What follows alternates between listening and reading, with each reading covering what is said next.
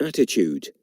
In this section, you'll learn about showing consideration and courtesy to other road users, how to follow other road users safely, giving priority to emergency vehicles, buses, and pedestrians. Attitude. Safe driving is all about developing the correct attitude and approach to road safety, together with a sound knowledge of driving techniques. However modern, fast, or expensive your vehicle is, it's you, the driver, who determines how safe it is. Good manners on the road. Be considerate to other road users. Other drivers, cyclists, and horse riders have just as much right to use the road as you. If you drive in a competitive way, you'll make the road less safe for everyone using it. It's also important to be patient with other road users. Unfortunately, not everyone obeys the rules. Try to be calm and tolerant, however difficult it seems. For instance, if someone pulls out in front of you at a junction, slow down and don't get annoyed with them. Helping other road users. You can help other road users know what you're planning to do by signaling correctly and moving to the correct position at junctions. For instance, if you want to turn right, get into the right-hand lane well before the junction. A badly positioned vehicle could obstruct traffic behind it. If you're driving a slow-moving vehicle, consider other drivers behind you. If there's a long queue, pull over as soon as you can do so safely and let the traffic pass. Think how you would feel if you were one of the drivers following behind you. They may not be as patient as you are. Tip: if a large vehicle is trying to overtake you but is taking a long time, slow down and let it pass. It will need more time to pass you than a car would.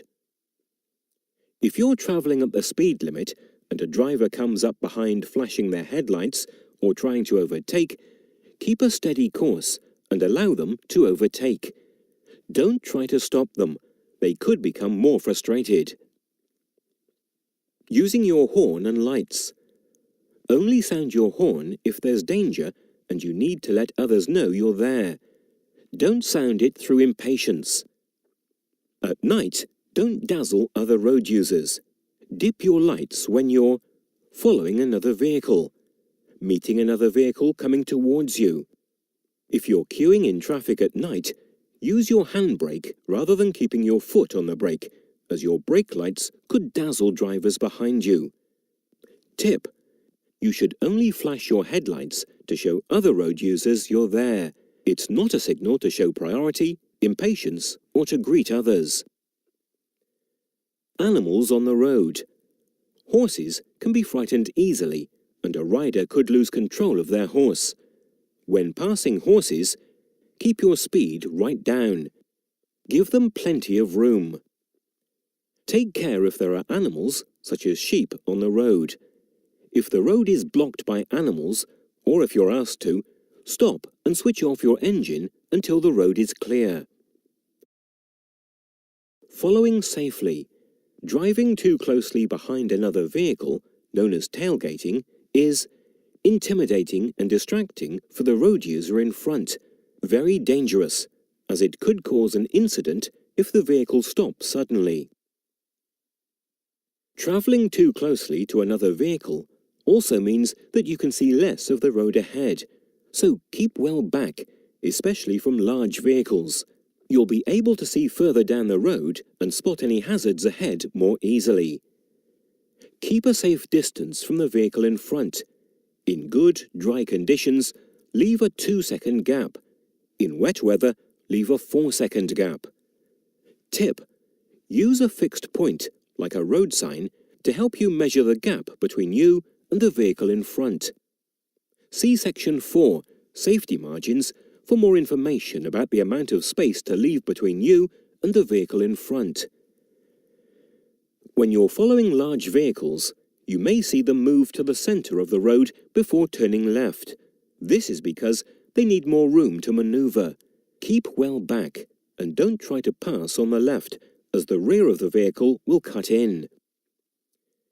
If the road user behind is following too closely, Gradually increase the gap between you and the vehicle in front. This will give you a greater safety margin.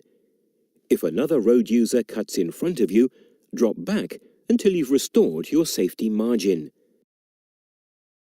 Giving priority to others. Who has priority on the road at any time can vary. Sometimes traffic going in one direction is given priority, and this is shown by a road sign.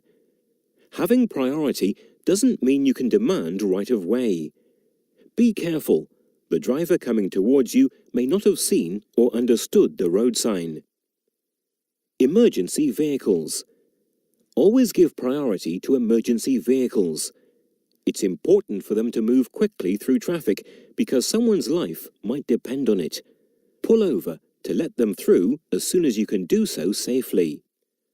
As well as fire, police, and ambulance services, other emergency services use a blue flashing light. These include HM Coast Guard, bomb disposal, mountain rescue, blood transfusion. Doctors' vehicles may use green flashing lights when answering an emergency call. Priority for buses. Give priority to buses pulling out from bus stops, as long as you can do so safely. In some areas, bus lanes allow buses to proceed quickly through traffic. Be aware of road signs and markings so that you don't use bus lanes while they're in operation. Unmarked crossroads. At unmarked crossroads, no one has priority. Slow down, look both ways, and only emerge into the junction when you can do so safely. Pedestrian crossings. Be particularly careful around pedestrian crossings so that you're ready to stop if necessary. Zebra crossings.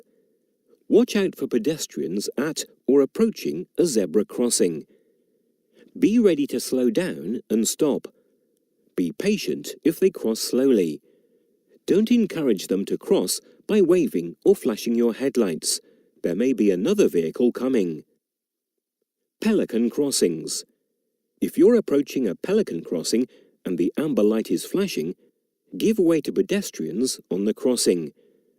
Don't move off until the crossing is clear. Puff-in crossings. Puff-in crossings are electronically controlled. Sensors ensure that the red light shows until the pedestrian has safely crossed the road. These crossings don't have a flashing amber light. They have a steady amber light, like normal traffic lights. Toucan crossings. Toucan crossings, which work in a similar way to puff-in crossings, allow cyclists to cross at the same time as pedestrians. Meeting the standards.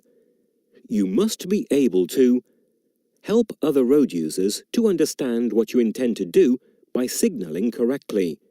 Support the signals that you make with the position of your vehicle. For example, if you're turning right, position the car in good time and use the right turn lane if there is one.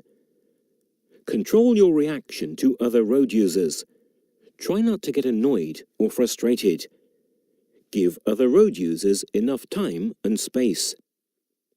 You must know and understand what can happen if you wrongly use the headlights or the horn as a signal, what lane discipline is and why it's important, that it's an offence to drive without due care and attention, without reasonable consideration for other road users.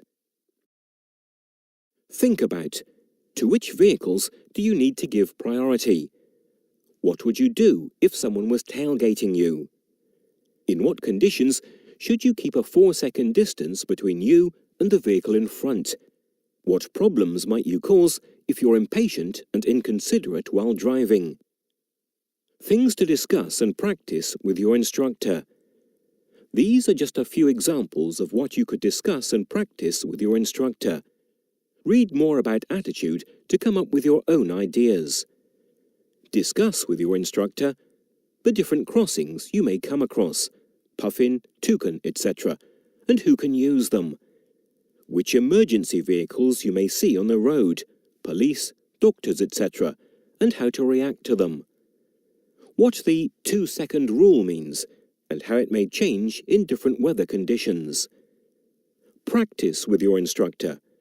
Driving in an area with bus lanes to practice how to react when they're in operation. Driving at night to get used to using your dipped and main beam headlights. Driving in heavy traffic to get used to other vehicles that may be following you too closely.